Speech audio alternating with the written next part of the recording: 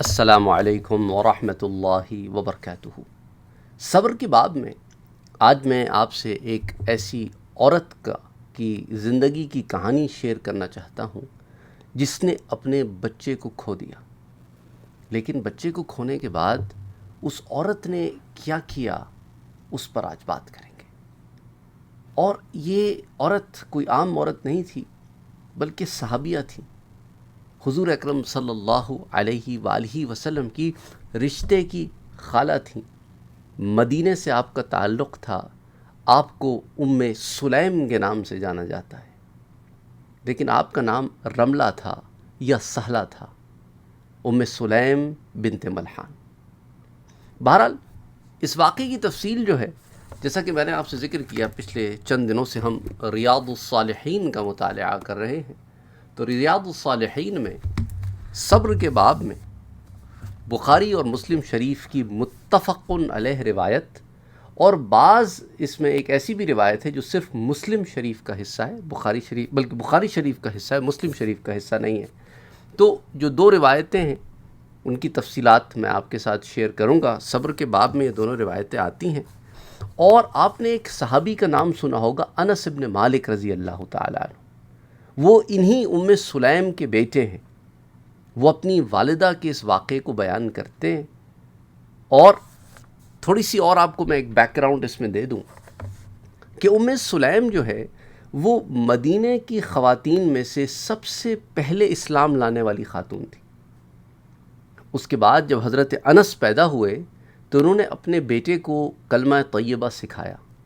ان کا شوہر جو حضرت انس کے والد تھے مالک، ان کو ان کا اسلام لانا پسند نہیں تھا، وہ انہیں منع کرتے رہے کہ واپس بت پرستی والے دین کی طرف لوٹ آؤ، لیکن انہوں نے ایسا نہیں کیا، بلکہ اپنے شوہر کو سمجھایا، پر وہ نہ مانا۔ لیکن جب اس نے دیکھا کہ انہوں نے اپنے بیٹے کو بھی، یعنی ام سلیم نے اپنے بیٹے انس کو بھی اسلام کی تعلیمات دی ہیں اور انہیں لا الہ الا اللہ محمد الرسول اللہ سکھایا ہے، تو اس بات پر اس نے بیوی سے خوب جھگڑا کیا اور گھر چھوڑ کر چلا گیا۔ گھر چھوڑ کر کیا، بلکہ شہر چھوڑ کر شام کی طرف نکل گیا، اور اسے خبر بھی نہیں تھی کہ شام میں اس کے کچھ دشمن اس کا انتظار کر رہے ہیں، اور یوں وہ شام میں قتل کر دیا گیا۔ ادھر ام سلیم بیوہ ہو گئی، اللہ سبحانہ و تعالیٰ نے انہیں حسن و جمال عطا فرمایا تھا، لیکن بہت سارے رشتے آئے اور انہوں نے سب کو منع کر دیا، یہ کہہ کر کہ ابھی میرا بیٹا بہت چھوٹا ہے، یہ تھوڑا بڑا ہو جائے پھر میں اس بارے میں سوچوں گی۔ یہ بیک گراؤنڈ میں آپ کو اس لیے دے رہا ہوں کیونکہ یہ بیک گراؤنڈ جاننا بہت ضروری ہے ان احادیث کا مطالعہ سے قبل۔ پھر ایک شخص جن کا نام ابو طلحہ، انہوں نے اپروچ کیا ام سلیم کو اور رشتے کی پیشکش کی، تو ام سلیم نے کہا کہ میں تم سے شادی نہیں کر سکتی۔ اس نے کہا وجہ کیا ہے؟ تم نے ایک شرط رکھی تھی کہ تمہارا بیٹا انس جب بڑا ہو جائے گا تو شادی کرو گی، اب کیا وجہ ہے؟ اس نے کہا کیونکہ تم بت پرست ہو، تم لکڑی کے بتوں کی پوجا کرتے ہو جو تمہیں کوئی فائدہ نہیں دیتے، نہ کوئی نقصان دے سکتے، جو سن نہیں سکتے، سمجھ نہیں سکتے، دیکھ نہیں سکتے، تم ان کی عبادت کرتے ہو، اپنے ہاتھ سے بناتے ہو۔ ابو طلحہ یہ کیا کرتے ہو تم؟ ابو طلحہ کے بھی بات سمجھ میں آ گئی، اور وہ بھی حلقہ بگوش اسلام ہو گئے، وہ بھی اسلام لے آئے۔ تو یوں دونوں کی شادی ہوئی، اور اس شادی سے یہ حاملہ ہوئی۔ اب یہاں سے اس واقعے کو لے کے چلتے ہیں۔ حضرت انس رضی اللہ تعالی عنہ بیان کرتے ہیں کہ ابو طلحہ کا ایک لڑکا بیمار تھا، تو شادی ہوئی، اس سے وہ حاملہ ہوئیں، اور انہوں نے ایک بچہ جنا، اور یہ بچہ جو ہے وہ بیمار تھا۔ ابو طلحہ کہیں باہر چلے گئے، لیکن ایک اور روایت جو میں آپ سے ذکر کروں گا، یا بعض اور کتابوں میں بھی یہ روایت آتی ہے کہ وہ کسی کام سے باہر گئے تھے جب وہ بچہ بیمار تھا، انہیں خبر تھی کہ وہ بچہ بیمار ہے، وہ باہر گئے، تو جب واپس آئے تو پوچھا لڑکا کیسا ہے۔ اس دوران میں دن کے وقت اس لڑکے کا انتقال ہو گیا تھا۔ ام سلیم نے اس بچے کو نہلایا، کفنایا، اور سارے گھر والوں کو خبر کر دی کہ کوئی ابو طلحہ سے اس کے جانے کا کوئی ذکر نہ کرے، گھر کا ہر شخص اس لڑکے سے بہت محبت کرتا تھا۔ اب آپ دیکھ رہے ہیں ماں کا صبر، دیکھ رہے ہیں آپ، اپنے بچے کو خود نہلایا، خود کفنایا، اللہ اکبر، کوئی واویلا نہیں، کوئی زد و کوبی نہیں، کوئی کپڑے پھاڑنے نہیں. بیٹا تو ان کا بھی تھا نا، اولاد تو ان کی بھی تھی. اللہ اکبر اللہ اکبر. تو واپس آئے، ابو طلحہ سے پوچھا کہ بیٹا کیسا ہے. ام سلیم لڑکے کی والدہ، انہوں نے کہا کہ اچھا ہے، اور بعض روایت میں ہے پہلے سے اچھا ہے، سکون میں ہے، یعنی اب تکلیف میں نہیں ہے نا، اللہ نے اسے راحت دے دی. اور پھر ان لوگوں کی ذکر آخرت پر ہوتی تھی کہ یہ ننھا بچہ، نابالغ بچہ آخرت کا سامان ہے. اور میں آپ سے کچھ باتیں ابھی شیئر کروں گا جو ام سلیم نے اپنے شوہر سے کی. آپ کو اندازہ ہوگا کہ یہ لوگوں کا ایمان کس لیول پہ تھا. تو اب انہوں نے کیا کیا، اپنے شوہر کے آگے کھانا لا کے رکھا، اور شوہر نے کھانے کو تناول فرمایا. اس کے بعد میاں بیوی ملے، یعنی ہم بس بستری کی. جب تمام کاموں سے فارغ ہو گئے، میاں بیوی مل بھی چکے، پاک صاف بھی ہو گئے، تو ام سلیم نے کہا کہ لڑکے کو دفن کر دو. اب ابو طلحہ کے لیے بڑی شاکنگ نیوز تھی. ایک روایت میں آپ کو یہاں بتا رہا ہوں، پھر ایک اور روایت میں آپ کو بتاؤں گا، تو دونوں روایتوں کو ملا کے آپ کے پاس اچھی خاصی ڈیٹیلز آ جائیں گی. تو ابو طلحہ نے حضور اکرم صلی اللہ علیہ وآلہ وسلم کی خدمت اقدس میں حاضر ہوئے اور تمام واقعہ بیان کیا. تو حضور اکرم صلی اللہ علیہ وآلہ وسلم نے ابو طلحہ سے کہا کہ ابو طلحہ، کیا کل رات تم میاں بیوی ملے ہو؟ ابو طلحہ نے جواب دیا جی ہاں. تو حضور صلی اللہ علیہ وآلہ وسلم نے فرمایا الہی دونوں کو برکت عطا فرما. سبحان اللہ. یعنی ابو طلحہ was shocked. انہوں نے بیوی سے کہا یہ تم نے مجھے پہلے کیوں نہیں بتایا؟ ہمارا بیٹا کل انتقال کر گیا، تم نے یہ سارا معاملہ کیا، ایک صبر کا پہاڑ بنی رہی، مجھے رات کو کیوں نہ بتایا؟ اب رات کو بتاتی تو ابو طلحہ کہاں جاتے دفنانے کے لیے؟ وہ آج کا زمانہ تو نہیں، آج بھی کوئی رات کو انتقال کر جائے تو آج کے اس ماڈرن دور میں بھی دفنانا مشکل کام ہے رات کے وقت. تو نے کہا کہ جب وہ اس لیے ذہنی طور پر ان کو تیار کر کے پھر اس کے بعد بتلاؤں گی. اچھا، اب اس کے اندر میں آپ کو یہاں پر یہ روایت میں یہ والی روکتا ہوں، اور اس کے بعد میں آپ کو اگلی روایت جو بخاری شریف میں آتی ہے نا، صرف اس کا ایک ٹکڑا میں آپ سے ذکر کرتا ہوں کہ ابن اعینہ کہتے ہیں کہ انصار میں سے ایک آدمی، یعنی کہ حضرت ابو طلحہ کے بارے میں ان کے ایک بیٹے جو پیدا ہوں گے ان کے بارے میں اس روایت کے اندر ذرا ذکر آتا ہے. لیکن اگین میں ان روایتوں کو اس طریقے سے آپ کے سامنے پیش کرنا چاہ رہا ہوں جو کرونالوجیکل آرڈر مینٹین رہے، ٹھیک ہے. تو وہ کہتے ہیں کہ ابو طلحہ جو ہے وہ گھر سے باہر گئے، پیچھے ان کے بیٹے کا انتقال ہو گیا. تو ام سلیم نے گھر والوں سے کہا کہ ابو طلحہ سے ان کے لڑکے کے بارے میں کوئی کچھ بیان نہ کرے یہاں تک کہ میں خود ان کو اطلاع کروں. چنانچہ ابو طلحہ گھر آئے اور ان کے سامنے شام کا کھانا رکھا تو انہوں نے کھا لیا. پھر ان کے لیے خوب اچھی طرح زینت کی، جیسا کہ اس سے پہلے زینت کیا کرتی تھیں، یعنی اس سے اندازہ ہو جاتا ہے میاں بیوی آپس میں ملیں گے. پھر انہوں نے صحبت کی. جب ام سلیم نے دیکھا کہ وہ سیراب ہو گئے، ان کی حاجت پوری ہو گئی، تو ابو طلحہ سے مخاطب ہوئیں. اب دیکھیں بیوی شوہر کو ذہنی طور پر کیسے تیار کر رہی ہے. کہا اے ابو طلحہ، مجھے ایک بات کا جواب تو دو. کہاں؟ پوچھو.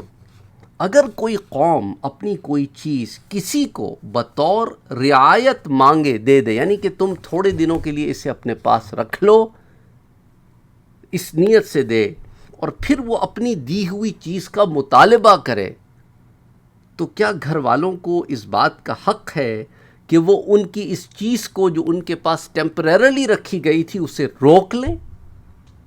کیا گھر والوں کو ایسا کرنا چاہیے؟ ابو طلحہ نے کہا ہرگز نہیں بھائی، جس کی چیز تھی اسے لوٹا دینی چاہیے.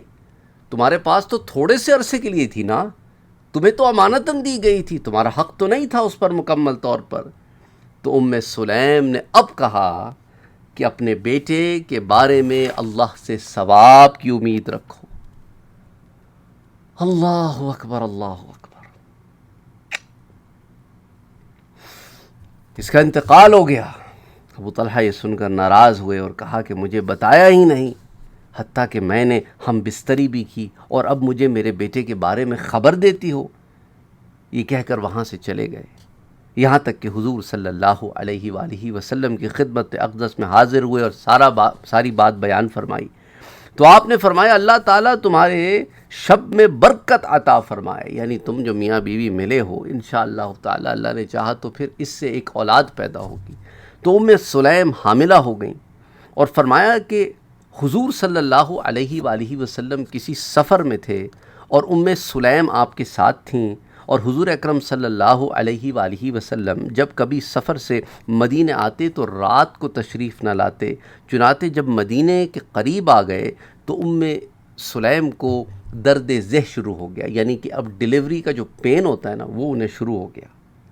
تو ابو طلحہ جو ہے وہ ان کے پاس رک گئے، حالانکہ ابو طلحہ کی عادت تھی کہ وہ حضور صلی اللہ علیہ وآلہ وسلم کے ساتھ مدینہ میں داخل ہونا چاہتے تھے، ان کی عادت تھی، اسی بات کو پسند کرتے تھے۔ کہتے ہیں کہ اللہ جانتا ہے کہ مجھے یہ بات مرغوب اور پسند ہے کہ حضور صلی اللہ علیہ وآلہ وسلم جب باہر تشریف لے جائیں تو میں بھی آپ کے ساتھ چلوں، اور جب مدینہ میں داخل ہوں تو میں بھی آپ کے ساتھ داخل ہوں، اور میں یہاں رک گیا ہوں اس چیز کی وجہ سے اللہ جو تو دیکھ رہا ہے۔ سلیم بولیں کہ اے ابو طلحہ، اب اس چیز کو میں اپنے اندر نہیں پا رہی ہوں، یعنی اب وہ مجھے ڈیلیوری کا پین نہیں ہو رہا ہے، اگر ہم چاہیں تو اپنے سفر کو ہم کنٹینیو رکھ سکتے ہیں۔ تو ان دونوں نے سفر کیا، حضور صلی اللہ علیہ وآلہ وسلم مدینہ میں داخل ہوئے، یہ بھی داخل ہوئے، اور اس کے بعد مدینہ میں آنے کے بعد پھر سلیم کو دوبارہ یہ ڈیلیوری کا پین سٹارٹ ہو گیا، یہاں تک کہ پھر ان کے ہاں ایک لڑکا پیدا ہوا۔ حضرت انس رضی اللہ تعالی عنہ بیان کرتے ہیں کہ مجھ سے میری والدہ نے کہا کہ اے انس، اس بچے کو ابھی کوئی دودھ نہ پلائے، میں بھی نہیں پلاؤں گی، کسی دایا کا بھی انتظام نہ کرے، خاندان والوں میں فیملی میں کوئی سے دودھ نہ پلائے، یہاں تک کہ کل اس کو حضور صلی اللہ علیہ وآلہ وسلم کی خدمت میں لے جائیں گے۔ جب صبح ہوئی تو حضرت انس کہتے ہیں میں بچے کو لے کر حضور صلی اللہ علیہ وآلہ وسلم کی خدمت اقدس میں حاضر ہوا۔ اب بخاری اور مسلم کی جو متفقن علیہ روایت ہے اس کی طرف میں واپس آتا ہوں۔ اب اس کے اندر کیا ہوا کہ سلیم کے ہاں لڑکا پیدا ہوا۔ حضرت انس بیان کرتے ہیں کہ مجھ سے ابو طلحہ نے کہا کہ اس بچے کو لے لو اور لے کے حضور صلی اللہ علیہ وآلہ وسلم کی خدمت میں چلتے ہیں۔ تو دونوں ابو طلحہ اور انس ابن مالک یہ حضور کی خدمت میں حاضر ہوئے، اور کچھ کھجوریں بھی ان کے ساتھ انہوں نے تھیں۔ اب حضور صلی اللہ علیہ وآلہ وسلم نے فرمایا کیا تمہارے ساتھ کوئی چیز ہے؟ تو انہوں نے جواب دیا جی ہاں کھجوریں ہیں۔ تو آپ صلی اللہ علیہ وآلہ وسلم نے کھجوریں لیں اور اپنے دہن مبارک میں چبا کر بچے کے منہ میں رکھیں، یعنی اس میں سے جو عرق نکلتا ہے نا کھجور کا، تو پہلی چیز جو اس بچے کے منہ میں داخل ہوئی وہ حضور صلی اللہ علیہ وآلہ وسلم کے دہن مبارک سے چبائے ہوئے کھجور کا عرق داخل ہوا۔ سبحان اللہ، کیا خوش نصیب بچہ! اور آگے ایک اور خوش نصیبی دیکھیں، اس کا نام عبداللہ بھی حضور صلی اللہ علیہ وآلہ وسلم نے رکھا، تو یہ عبداللہ بن ابو طلحہ تھا۔ اچھا، اب ان کے بارے میں آپ کو ایک بات بیان کرتا ہوں جو بخاری شریف کی روایت میں آتی ہے۔ ابن اعینہ کہتے ہیں کہ انصار میں سے ایک آدمی نے کہا کہ اس عبداللہ، یعنی جس کی حضور صلی اللہ علیہ وآلہ وسلم نے جس کے منہ میں اپنے دہن مبارک سے کھجور کو عرق ڈالا تھا، اس کی اولاد میں سے میں نے 9 لڑکوں کو دیکھا ہے، سب نے قرآن کریم پڑھا۔ سبحان اللہ سبحان اللہ سبحان اللہ، ایک اعجاز کی بات ہے۔ اچھا، اب آ جائیں کچھ بات کر لیتے ہیں اس کے اوپر ذرا تھوڑی سی اور تفصیل سے۔ آپ نے دیکھا کہ یہ مومنہ، یہ مسلمہ، یہ صحابیہ، کیا ایمان تھا نا ان کا، کیا صبر تھا ان کا، اور اللہ سبحانہ و تعالیٰ نے اس صبر کا بدلہ بھی عطا فرما دیا۔ ایک بیٹا عطا فرمایا، ایک بیٹا لیا تو ایک عطا فرما دیا، جو لیا وہ نابالغ تھا، وہ آخرت میں سمان ہو گیا، اور جو دیا اس کو یہ اعجاز دیا، اس کو یہ اعزاز دیا کہ اس کی تحنیک میرے پیارے نبی صلی اللہ علیہ وآلہ وسلم نے فرمائی۔ اور اس کا نام بھی میرے نبی نے رکھا صلی اللہ علیہ وآلہ وسلم، اور اس کی برکت کی دعا بھی میرے نبی نے کی صلی اللہ علیہ وسلم، اور پھر ہمارے پیارے نبی صلی اللہ علیہ وآلہ وسلم کی دعا کی برکت سے کیا کہتے ہیں مدینے والے کہ اس کی اولاد میں 9 لڑکوں کو ہم نے دیکھا ہے کہ قرآن کریم کا اللہ نے انہیں علم عطا فرمایا تھا۔ سبحان اللہ۔ وہ اب ہماری طرح تو قرآن نہیں پڑھتے تھے نا، ہمیں تو خبر ہی کوئی نہیں ہوتی کیا پڑھ رہے ہیں۔ ہاں پڑھنے کا ثواب تو ملتا ہے، لیکن اس سے جو ہدایت حاصل کی جاتی ہے، اللہ سبحانہ و تعالی ہمیں توفیق عطا فرمائے کہ ہم اس سے ہدایت حاصل کریں۔ تو یہ واقعہ بتانے کا کیا مقصد ہے کہ ایسے پہاڑ دل والے لوگ بھی گزرے ہیں، ایک کو سخت دل نہیں کہتے، کہتے بلند حوصلے والے لوگ بھی گزرے ہیں، کہ جن کے حوصلے ایسے بلند اور نظر آخرت پر ہوتی تھی کہ بیٹا چلا گیا ہے لیکن ساتھ دوسرے رشتوں کا بھی خیال ہے۔ ہمارے ہاں جب غم پڑتا ہے تو کچھ لوگوں کا عالم یہ ہوتا ہے کہ بس ساری دنیا چھوڑ کے بس ایک کونے میں بیٹھ گئے اور عجیب و غریب most negative elements of life کو وہ سوچتے رہتے ہیں۔ میرے اب اس پیارے کے جانے کے بعد اب ہمارے جینے کا کیا مقصد، ہم کیا کریں، اب ہم کیوں رہ گئے، وہ پیارا کسی طرح واپس آ جائے، وہ یہ ہو جائے اور وہ ہو جائے، وہ اگر مگر میں رہتے ہیں۔ نہ تھا کچھ تو خدا تھا، کچھ نہ ہوتا تو خدا ہوتا، ڈبویا مجھ کو ہونے نے، نہ ہوتا میں تو کیا ہوتا، کچھ نہیں ہوتا، میں شے کیا ہوں کہ ہوتا تو کچھ ہوتا، میری بساط کیا ہے کہ ہوتا تو کچھ ہوتا۔ تو دیکھیں ام سلیم نے اپنے شوہر کو کتنے پیارے انداز سے یہ بات سمجھائی، غور کیا آپ نے کہ کوئی کسی کے ہاں کوئی امانت دے کے لے لے تو پھر جس کو واپس کی جاتی ہے پھر وہ امانت روکی نہیں جاتی، دے دی جاتی ہے، امانتوں کو روکا نہیں جاتا۔ اس لیے تو کیا پڑھتے ہیں، انا للہ و انا الیہ راجعون۔ ٹھیک ہے، غم ہوتا ہے، دکھ ہوتا ہے، تکلیف ہوتی ہے، پر انسان صبر کا دامن نہ چھوڑے۔ رب سے محبت کا تقاضا یہ ہے، قل ان کنتم تحبون اللہ فاتبعونی یحببکم اللہ۔ اگر تم واقعی اللہ سے محبت کرتے ہو تو نبی پاک کی اتباع کرو صلی اللہ علیہ وسلم، اور اللہ تم سے محبت کرے گا۔ اور حضور کی اتباع ہمیں صبر سکھاتی ہے، حضور کی اتباع ہمیں صبر سکھاتی ہے۔ اور جب کوئی ایسے واقعے پیش آ جاتے حضور صلی اللہ علیہ وآلہ وسلم کی اپنی حیات میں، کہ ظاہری حیات میں، کہ جس کے اندر ایسی باتیں حضور تک پہنچتی جو منافقین کی باتیں ہوتی تھیں، جس سے دل کو تکلیف ہوتی تھی، تو حضور کا چہرہ متغیر ہو جاتا۔ اسے بھی بخاری اور مسلم میں بیان کیا گیا ہے۔ اس میں اسی باب میں، صبر کے باب میں، حدیث نمبر 42، اور جو میں نے ابھی آپ سے حدیث بیان کی وہ 43 تھی۔ تو امام نووی جو ہے حدیث 42 میں عبداللہ ابن مسعود سے بیان کرتے ہیں کہ حضور کا چہرہ متغیر ہو جاتا ہے ایسی باتیں سن کے، اور پھر آپ نے فرمایا کہ اللہ تعالیٰ موسیٰ پہ رحم فرمائے، ان کو اس سے زائد تکالیف دی گئیں مگر انہوں نے صبر کیا۔ سبحان اللہ، سبحان اللہ، سبحان اللہ۔ تو صبر کرنا انبیاء کا شیوا ہے۔ اور یہ جو لوگ باتیں کرتے ہیں نا، اس کے لیے میں نے یہ روایت آپ کے ساتھ شیئر کی ہے، کیونکہ جس کا کوئی چلا جاتا ہے اسی کو لوگ باتیں بھی سناتے ہیں، تمہاری وجہ سے وہ ہو گیا، تمہاری وجہ سے یہ ہو گیا۔ بعض بہنیں مجھے بڑے دکھ، بڑا تکلیف بڑے میسیجز بھیجتی ہیں، ای میلز بھیجتی ہیں۔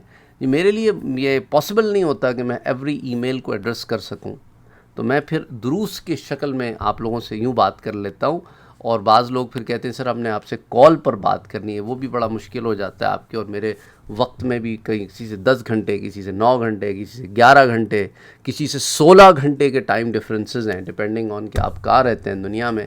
تو اسی لیے پھر ان ویڈیوز کے توسط سے میں ان چیزوں کو ایڈریس کرتا ہوں کہ وہ کہتی ہیں کہ ہمیں لوگ الزام دیتے ہیں، ہماری اولاد چلے گی اور الزام بھی ہم پر ہی ہے۔ اچھا، کچھ لوگوں کو الزام دیا جاتا ہے تو وہ گلٹ کا شکار ہو جاتے ہیں، الٹا اپنے اندر مرتے رہتے ہیں۔ آپ نے گلٹ نہیں لینی، کیا واقعتاً آپ نے اپنے ہاتھوں سے یہ کیا؟ نہیں نا۔ اچھا، بعض دفعہ وسائل کی کمی کی وجہ سے وہ اولاد کا وہ علاج نہیں کرا پاتے جو وہ کرا سکتے اگر وسائل ہوتے۔ تو میرا بھائی اور میری بہن، یہ وسائل آپ نے خود تو اپنے لیے کم نہیں کیے نا، دینے والے نے آپ کو اتنے ہی وسائل دیے، بس اس کو وہ دیکھو، یاد رکھو، وہ علام الغیوب ہے، وہ عالم الغیبی والشہادہ ہے۔ کون؟ اللہ عز و جل۔ اسے خبر ہے، اسے پتہ ہے، وہ علیم ہے، وہ کریم ہے، وہ رحمان ہے، وہ رحیم ہے، وہ حکیم ہے، وہ ودود ہے۔ وہ جانتا ہے کہ کس کو کب، کہاں، کتنا، کیا دینا ہے اور کیا اسباب پیدا کرنے ہیں۔ اگر بہت ڈھیروں مال بھی ہوتا، وہ آپ لگا بھی دیتے اور پھر بھی وہ کر نہ پاتے جو آپ سمجھتے ہیں کہ اسباب آپ کو بچا لیتے، تو اللہ سبحانہ و تعالیٰ یہ بتا رہا ہے کہ اسباب نہیں بچاتے۔ اگر ایسے ہوتا تو امیروں پر کبھی کوئی مصیبتیں نہیں آتی، امیروں کے ہمیشہ ہر گھر کا فرد جیتا رہتا، پر ایسا ہے نہیں۔ اللہ اکبر، اسباب کچھ نہیں ہوتے، خالق و مالک جو ہے نا وہ فیصلے فرماتا ہے۔ اللہ سے عفو و عافیت مانگیں، that's the bottom line۔ اللہ سے کیا مانگیں؟ عفو و عافیت۔ اللہ سبحانہ و تعالی ہم سب کو صبر کرنے کی توفیق عطا فرمائے، آمین۔ اللہم صلی علی محمد وعلی آل محمد صلی اللہ علیہ وآلہ وسلم۔